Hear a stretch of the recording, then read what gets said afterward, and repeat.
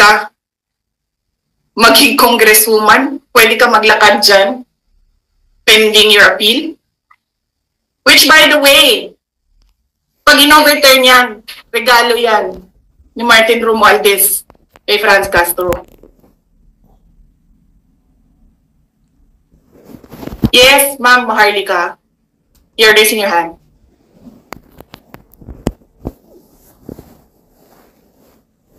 Naka-mute ka, Maharlika. Naka-mute ka. Okay. Yeah, dito nga po sa order ng ni Chua na paglipat kay Attorney Lopez sa Women's Correctional na talagang itinaon ng in the middle of the night at para nga pong mayroong kalamidad sa Pilipinas or may national threat. Di po ba, BP, ginagawa lang yung mga ganitong urgent order kapag may national threat or disaster?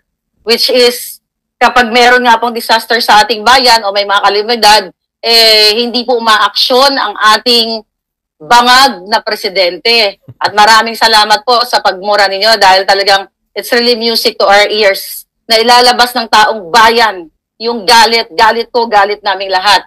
Ang katanungan ko po, VP, ano po ang pwedeng legal actions na pwede nating gawin sa ginagawa sa inyo, kay particularly kay Attorney Lopez, sa kanilang pag-order na ilipat dito sa Women's Correctional na ito, na alam naman ng lahat na may mga abogado nakikinig sa atin, katulad nyo po, ay talagang unconstitutional.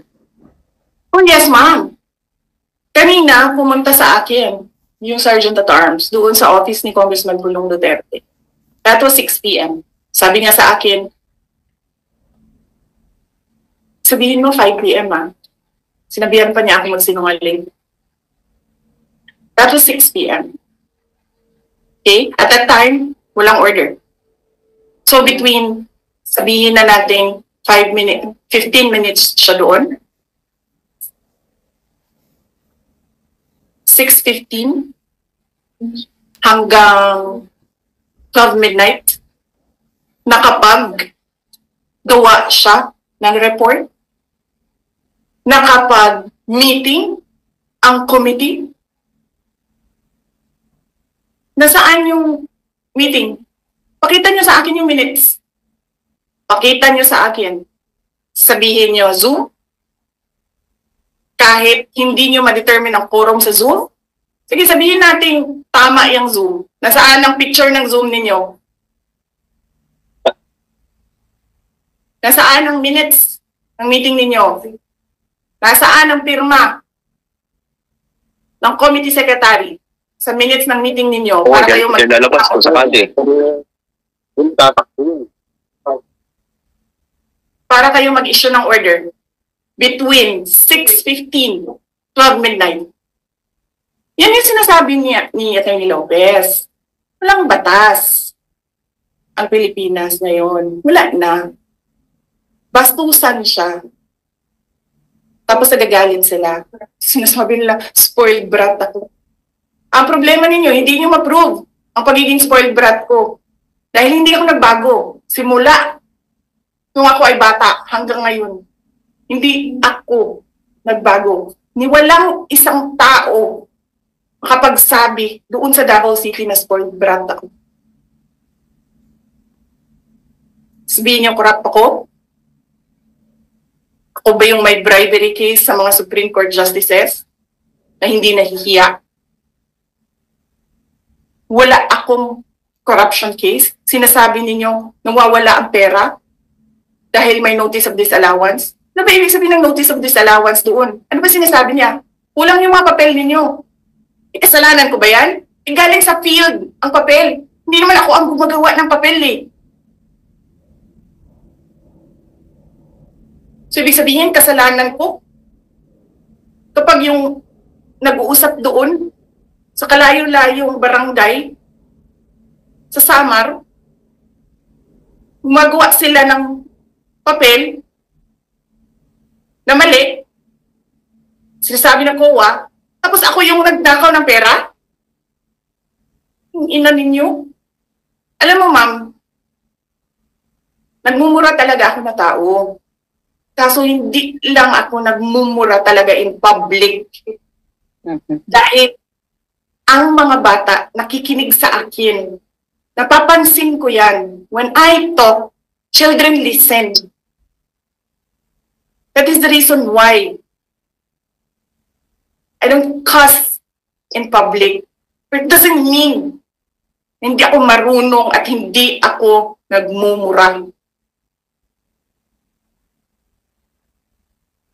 I am doing it for the sake of the country kasi nakikinig yung mga bata sa akin. Hindi sila nakikinig kay Martin Romualdez. Lahat yung hindi sila nakikinig kay BBM. Just... Hindi ko alam. Hindi ko alam bakit tayo umabot sa ganito. Hindi ko alam bakit umabot yung bansa sa ganito. Yes, ma'am. Sir, Dancy. Hi, ma'am. Sorry, ma'am. Yung nangyari ba ngayon, parang may nagkaroon ba ng standoff kanina? I mean, would you say if it was a standoff na, kasi apparently parang based din sa kwento ni Attorney Lopez kanina, parang ganun yung nangyari. Parang nasa labas daw sila and then parang I'm assuming adrenaline na ni Attorney Lopez na natulak niya yung pangharang dun sa pinto para hindi makapasok. So, may ganun po bang nangyari, ma'am? I mean, can you just, from your perspective, what happened? What's happening now? May standoff po bang nangyayari? Standoff kami, sir. Nandiyan sila sa labas. Nandito kami sa loob. May lawyer kami. Ang game plan namin is may lawyer sa labas and then may lawyer sa loob. And there's a standoff. And then, yes, we expect that they'll break down the door anytime. Okay po. Sige ma'am. Siguro last on my end, ma'am. Maybe know how are you able to wait lang, JC. Last question lang. Ma'am, maybe just know, I mean, for everyone's information lang, how were you able to gain access sa loob ng detention facility at this hour din? Naglakad ako. She called me. Buti na lang, hindi pa ako tulog. Tinawagan niya ako. And then she was crying and crying and crying. Hindi ko siya maintindihan. Umiiyak lang siya ng umiiyak. Hindi ko maintindihan. The mere fact na umiiyak siya ng umiiyak, I knew something was wrong. So, bumaba ako. Pumunta ako. Naglakad ako. Nakita ko lahat ng mga pulis. Nakita ko yung person with the big camera. Person with a small camera. And then sabi ko, where is she? Nobody answered. So, dumiretso ako dito sa kwarto. And then, kumatok ako. Sabi ko, si Sarah to, papasukin niyo ako. And then she said na, I want you to be my lawyer now. And then I said, okay, sige. Okay, ma'am. Thank you. May I interrupt? I was just informed by some members of the media station here at PCTV station, which papasok daw dyan ngayon si tatlong sasakyan carrying PNP Marfil.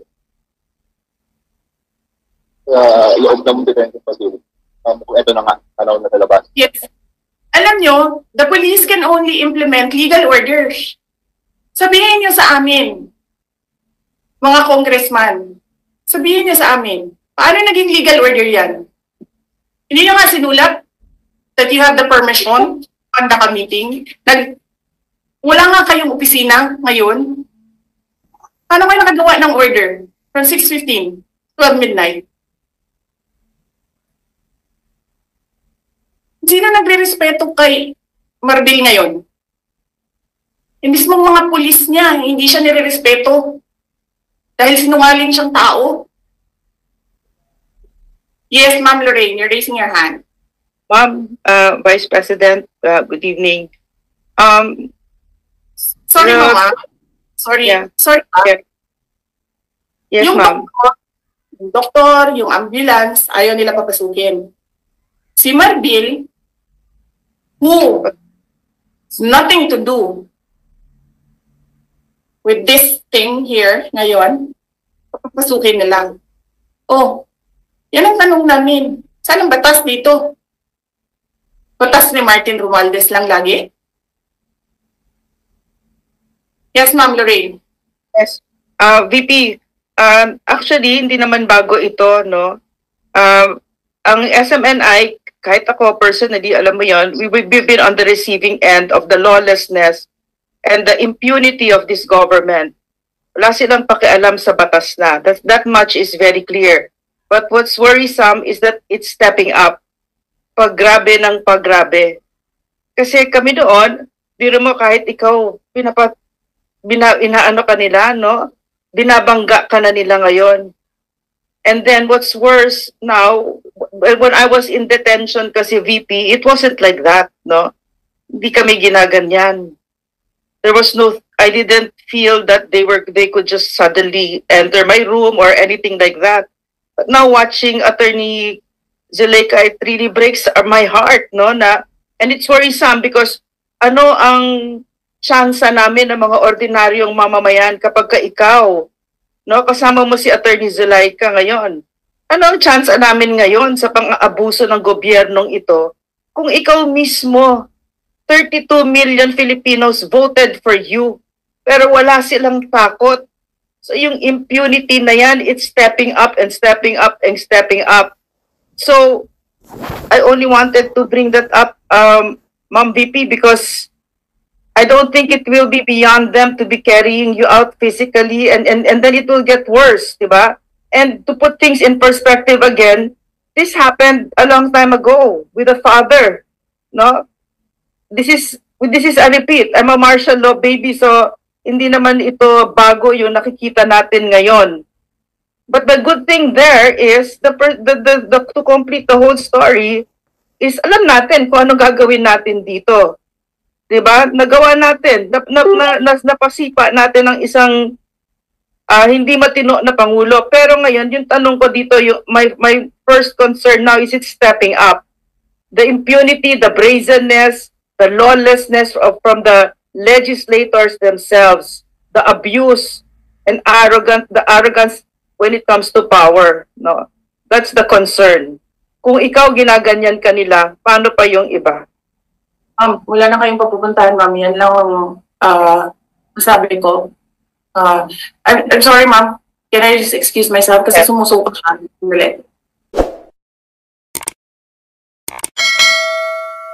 Welcome to Team Sam TV, your channel for the latest news updates. Here, we break down the biggest stories from around the globe, covering everything from breaking news to politics. Whether you want to stay informed or just catch up on what's happening, we've got you covered. So, don't forget to subscribe and hit that notification bell so you never miss out on the latest news. Join the Team Sam TV family, and let's explore the world together, one update at a time.